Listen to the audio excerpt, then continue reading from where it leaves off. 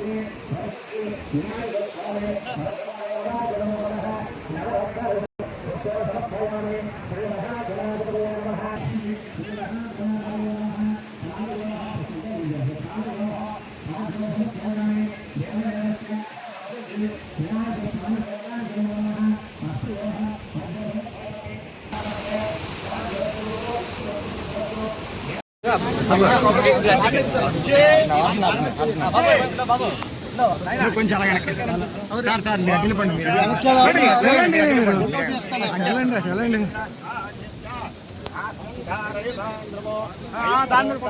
Sir మీరు అలాగే కొడతారులేండి అది కొడతారులేండి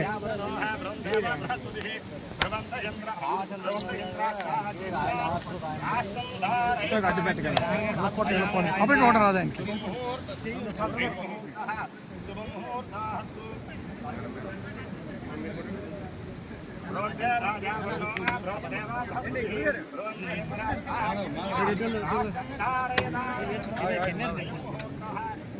लक्ष्मी नारायण दिव्यदेवता लक्ष्मी नारायण भूदेवता गोस्त्री नदी तीर्ष्या महादेवता गंगात्मजो सर्वदेवतावाहयामि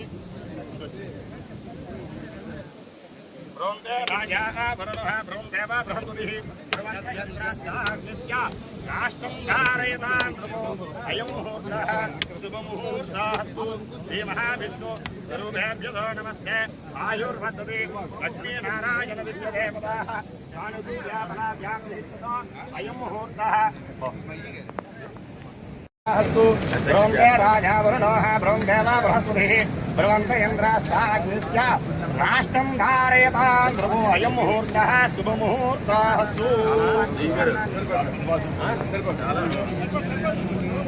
అందరి కళ ఈ తాటిపూడి రిజర్వాయర్ ఆ పెద్ద ఆయన బుచ్చప్పారావు గారు మన మధ్య లేకపోయినా ఎందరో పెద్దల యొక్క సహకారంతో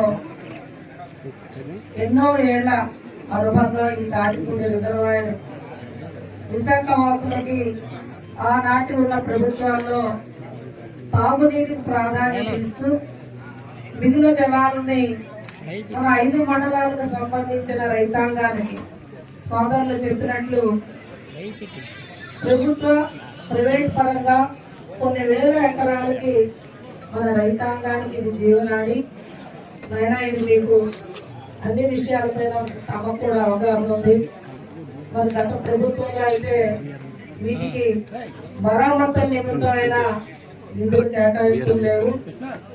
మనం ఈ విషయం గమనించాలి. గత ప్రభుత్వంలో పోలవరాన్ని పక్కన పెట్టి ఎందుకంటే ఎంతో ఇష్టమైన తాటిపూడి డ్యామ్ మా తాతయ్య గారికి. మరి అలాంటి డ్యాము నీరుని విడుదల చేసే కార్యక్రమంలో మొదటి విడత గంచాడు గ్రామంలో గంచాడు మండలంలో మొదటి ప్రోగ్రామ్ గా ఈరోజు నన్ను ఇక్కడ పిలవడం నా చేతుల మీదుగా పూర్తి చేయించి వాటర్ విడుదల చేయడం చాలా సంతోషంగా నేను భావిస్తున్నాను. ఎందుకంటే తాతయ్య గారు ఒక రైతు కష్టాలేంటే ఆయన తెలుసు. ప్రతి రైతు బాగుండాలని కోరుకునే వ్యక్తి తాతయ్య గారు. మరి ఆ దిశగా రైతులకు పనికొచ్చే రైతులకు సకాలంలో నీరు అందించే ఇరిగేషన్ కాలంలో వాటర్ నా చేతుల మీద ఓపెన్ చేయడం చాలా ఆనందంగా భావిస్తున్నాను. మరి ఈరోజు విడుదల చేసిన కెనాల్స్ అయితే మనకి 11 కెనాల్స్ ఉన్నాయి. సుమారు 15,000 ఎకరాలు 15,365 ఎకరాలు ఇరిగేషన్ వాటర్ అయితే అందిస్తున్నాము, సాగునీరు ఇస్తున్నాం. అదేవిధంగా 63 కిలోమీటర్లు ఉన్న లెంత్ ఉన్న కిలోమీటర్లు లెంత్ ఉన్న కెనాల్స్, వీటి ద్వారా 15,000 ఎకరాలకి వాటర్ అందించడం అనేది చాలా సంతోషంగా భావిస్తున్నాను. అయితే